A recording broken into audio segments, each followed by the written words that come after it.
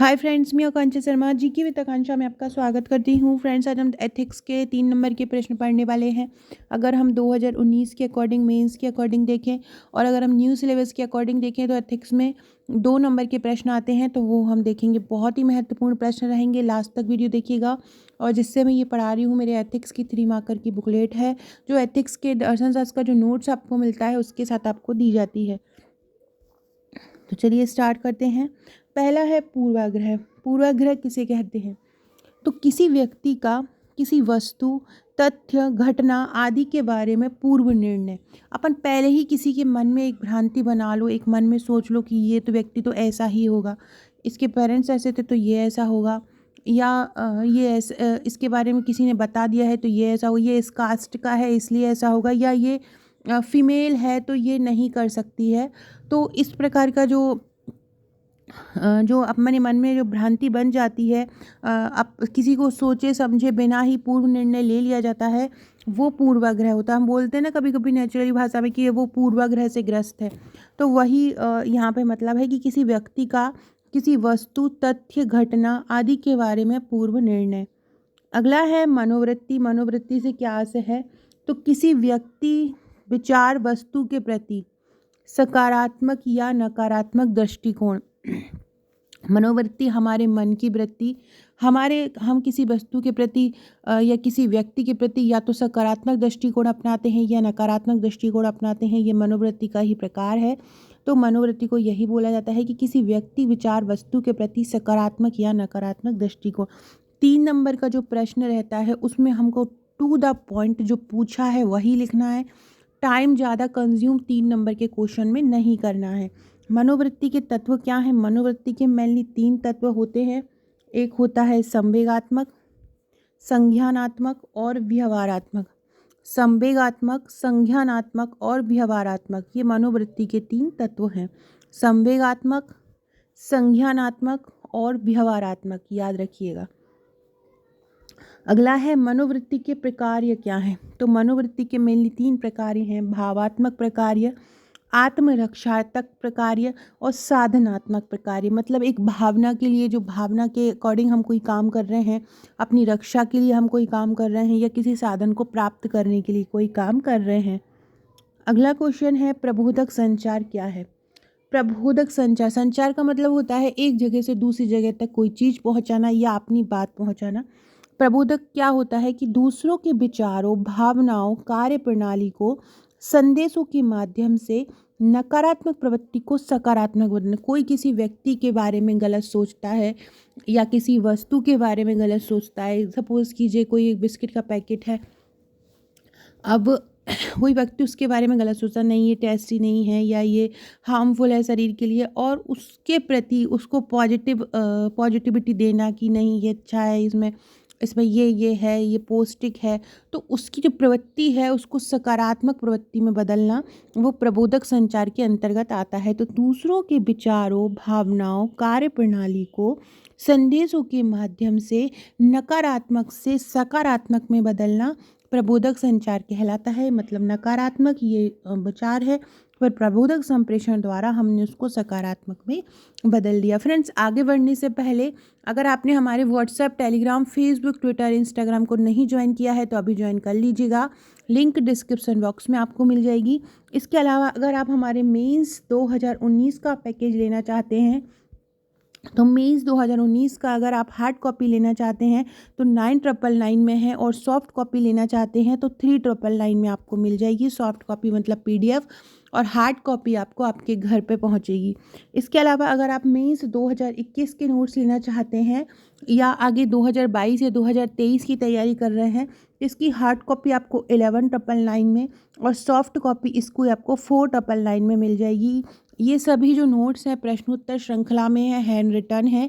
इन सब के साथ आपको 25 व्हाट्सएप के ग्रुप मिलते हैं जहां आपको आंसर राइटिंग कराई जाती है, नए नए क्वेश्चन आंसर दिए जाते ताकि आपकी तैयारी बनी रहे, हर तरह के प्रश्नोत्तर का संग्रह आपको मिलता रहे, एग्ज़ाम हॉल में एकदम से आपको प्रश्न देखकर डर ना लगे।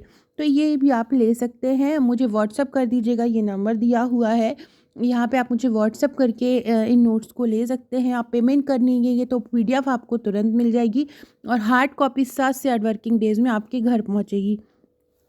इसके अलावा प्री 2022 भी आने वाला है। आप हमारे प्रीलिम्स की नोट्स भी ले सकते हैं। प्रीलिम्स की टोटल आपको 11 बुकलेट मिलती हैं। साथ में आपको एक ग्रुप मिलता है जहां आपकी तैयारी कराई जाती है। इसी प्रकार से अगर आप पटवारी के नोट्स लेना चाहते हैं तो पटवारी की 9 बुकलेट आपको मिलती हैं। ये हार्ड कॉपी में है। ये आपके घर कहीं भी रहते हो आप भारत में पहुँच जाएंगी। इसके अलावा भी अपन बहुत सारी वैकेंसी निकाल रहा है। 21 नवंबर से नगर पालिका में वैकेंसीज आ रही हैं। कुछ अलग अलग मतलब तरीके से वैकेंसी आ रही हैं। डायरेक्ट 20,000 नहीं आ रही हैं, अलग अलग शॉर्ट में आ रही हैं, तो आप उनको ज़रूर भरिएगा। अच्छी वैकेंसी हैं और एनी ग्रेजुएट एनी स्ट्रीम मांगा है तो आप उसको कर सकते हैं। अगला है पूर्वाग्रह व विभेद के आधार क्या हैं। तो आधार हैं धर्म, जाति, नस्ल, विचार, क्षेत्र या भाषा। ये पूर्वाग्रह व विभेद के आधार हैं। क्या क्या हैं? धर्म, जाति, नस्ल, विचार, भाषा और क्षेत्र। प्रबोधक संचार के साधन क्या हैं? तो प्रबोधक संचार के साधन है उपयुक्त तर्क व भाषा, उपयुक्त माध्यम और संचारक का व्यक्तित्व। क्या क्या है? उपयुक्त तर्क व भाषा, उपयुक्त माध्यम और संचारक का व्यक्तित्व। मतलब जब हमें किसी को अपनी बात पहुंचाना है तो सबसे पहले हमारा जो तर्क करने का तरीका होगा वो बिल्कुल उचित होना चाहिए। तर्क जो हम कर रहे हैं वो सही होना चाहिए। हमारी भाषा जो बहुत सही होना चाहिए, अच्छे से बोलना चाहिए, सरल स्वभाव होना चाहिए। जो भाषा दूसरे को समझ में आए वो भाषा बोलना चाहिए ताकि अपनी भाषा हम दूसरे तक पहुंचा सके। दूसरा उपयुक्त माध्यम सही हो जिस माध्यम से हम अपनी जो चीज़ें उन तक पहुंचा रहे हों। दूसरा है संचारक का। जो भी व्यक्ति नकारात्मक प्रवृत्ति को सकारात्मक में बदलता है उसका व्यक्तित्व जो है वो एक प्रभावी व्यक्तित्व होना चाहिए। अगला है विभेद या भेदभाव क्या है। तो पूर्वाग्रह की व्यवहारात्मक अभिव्यक्ति, पूर्वाग्रह की व्यवहारात्मक अभिव्यक्ति को ही विभेद या भेदभाव कहते हैं। क्या? पूर्वाग्रह की व्यवहारात्मक अभिव्यक्ति। संज्ञानात्मक विसंगति किसे कहते हैं? तो किसी अभिव्यक्ति व्यवस्था की वह स्थिति जिसमें दो संज्ञानात्मक तत्व तार्किक दृष्टि से विरोधात्मक या असंगत होते हैं। क्या बोल रहे हैं? किसी अभिवृत्ति व्यवस्था की वह स्थिति जिसमें दो संज्ञानात्मक तत्व तार्किक दृष्टि से विरोधात्मक या असंगत होते हैं। किसी अभिवृत्ति व्यवस्था की वह स्थिति जिसमें दो संज्ञानात्मक तत्व तार्किक दृष्टि से विरोधात्मक या असंगत होते हैं। अगला है सामाजिक संज्ञान से आप क्या समझते हैं? ऐसी प्रक्रियाएं जिनके माध्यम से हम सामाजिक सूचनाओं से अवगत होते हैं। क्या होता है सामाजिक संज्ञान? ऐसी प्रक्रियाएं जिसके माध्यम से हम सामाजिक सूचनाओं से अवगत होते हैं उनको सामाजिक संज्ञान कहा जाता है। अगला है संज्ञानात्मक क्षमता में कौन सी योग्यताएं शामिल हैं। संज्ञानात्मक क्षमता में संवेदनशीलता की समझ आवश्यक है, विवेदन क्षमता आवश्यक है, समस्या समाधान की योग्यता आवश्यक है और प्रभावी संप्रेषण ये संज्ञानात्मक क्षमता की योग्यता में शामिल है। अगला है व्यवहारात्मक मनोवृत्ति के तत्व कौन से होते हैं। व्यवहारात्मक मनोवृत्ति में कई तत्व हैं, इनमें से है आमोद, प्रमोद और हर्ष। व्यवहारात्मक मनोवृत्ति के कौन कौन से तत्व हैं? आमोद, प्रमोद और हर्ष। रूढ़ि युक्ति या रूढ़ि क्या है? किसी समूह के सदस्यों के बारे में विश्वासों का ऐसा संग्रह जिसमें विवेकपूर्ण आधार की कमी होती है। रूढ़ि युक्ति या रूढ़ि क्या होता है? किसी समूह के सदस्यों के बारे में विश्वासों का ऐसा संग्रह जिसमें विवेकपूर्ण आधार की, नॉर्मली बिना विवेक के ही विश्वास कर लिया जाता है। मनोवृत्ति की 3 विशेषताएं कौन सी होती है? मनोवृत्ति की सबसे पहले होती है ये जन्मजात नहीं होती, ये अर्जित होती है, ये हम खुद अर्जित करते हैं। इसमें तीव्रता होती है, इसमें लोचकता होती है। ये मनोवृत्ति की 3 विशेषताओं में आ जाता है।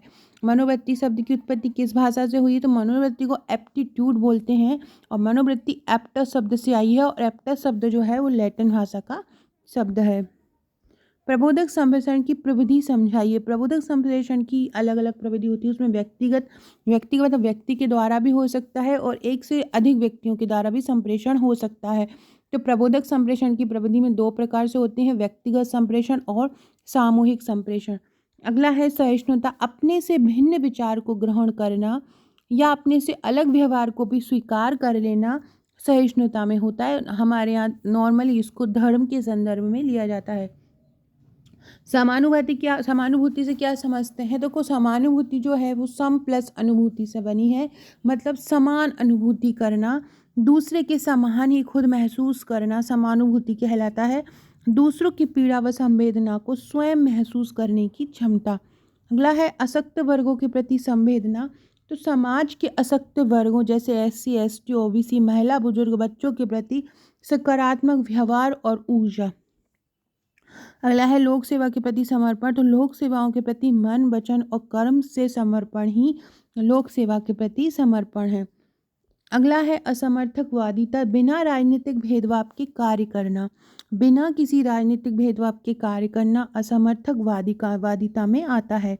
अगला है वस्तुनिष्ठता, दूसरे शब्दों में अपने स्वयं के विचार, आशा, आकांक्षा, भावना और पूर्वाग्रह से प्रभावित ना होकर किसी भी तथ्य या घटना का उसके वास्तविक रूप से विश्लेषण करना। इसको अपन शॉर्ट फॉर्म में भी लिख सकते हैं कि किसी भी प्रकार के पूर्वाग्रह से ग्रसित हुए बिना तथ्य या घटना का उसके वास्तविक स्वरूप से विश्लेषण करना ही वस्तुनिष्ठता के अंतर्गत आता है।